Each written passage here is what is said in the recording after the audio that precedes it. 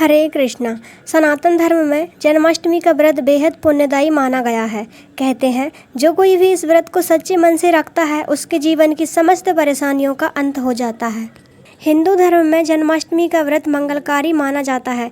मान्यता है कि कोई भी व्यक्ति इस व्रत को सच्चे मन से रखता है उसके जीवन की समस्त परेशानियों का अंत हो जाता है, साथ ही सुख समृद्धि की प्राप्ति होती है। इस साल ये व्रत 16 अगस्त 2025 शनिवार को रखा जाएगा और व्रत का पारण 17 अगस्त की सुबह 5:55 के बाद किया जा सकेगा। जन्माष्टमी पर विष्णु के 8वें अवतार श्री कृष्ण का जन्म मथुरा में मध्यरात्रि में हुआ था, इसलिए इस दिन को भगवान श्री कृष्ण के जन्मोत्सव के रूप में मनाया जाता है। वहीं इस दिन भगवान श्री कृष्ण की विशेष पूजा अर्चना की जाती है।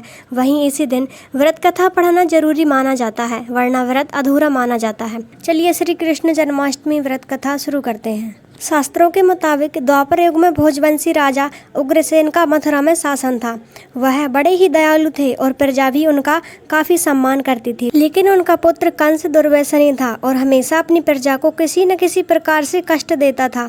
जब उसके पिता को ये बात पता चली तो उनके पिता उग्रसेन ने उसे खूब समझाया, लेकिन कंस ने अपने पिता की बात मानने की बजाय उल्टा उन्हें ही गद्दी से उतार दिया। खुद ही मथुरा का राजा बन बैठा। कंस की एक बहन थी जिसे वह अपनी जान से ज़्यादा प्यार करता था। उनकी एक बात कहने से वह हर एक चीज को पूरा कर देता था। ऐसे ही कंस ने अपनी बहन देवकी का विवाह वासुदेव नामक यदुवंशी सरदार के साथ धूमधाम से कर दिया। वह अपनी बहन को उसके ससुराल स्वयं रथ खींचकर पहुंचाने वाला था। जब अपनी बहन देवकी को उसके ससुराल पहुंचाने जा रहा था कि तभी अचानक रास्ते में आकाशवाणी हुई, हे कंस, जिस देवकी को तू बड़े प्रेम से ले जा रहा है इसी के गर्भ में उत्पन्न 8वां बालक तेरा वध करेगा। यह सुनकर कंस घबरा गया और अपनी बहन के पति वासुदेव को मारने के लिए टूट पड़ा। तब देवकी ने कंस से विनयपूर्वक कहा, मेरे गर्भ से जो संतान होगी उसे मैं तुम्हारे सामने ला दूंगी। इन्हें मारने से क्या लाभ है। कंस ने देवकी की बात मान ली, लेकिन वासुदेव और देवकी को उसने कारागार में डाल दिया। वासुदेव देवकी की एक एक करके 7 संतानें हुई और 7 को जन्म लेते ही कंस ने मार डाला। अब बारी थी 8वें बच्चे के होने की। कंस ने इस दौरान कारागार में वासुदेव देवकी पर और भी कड़े पहरे बैठा दिए। वहीं दूसरी ओर देवकी के साथ नंदगांव में नंद की पत्नी यशोदा को भी बच्चा होने वाला था।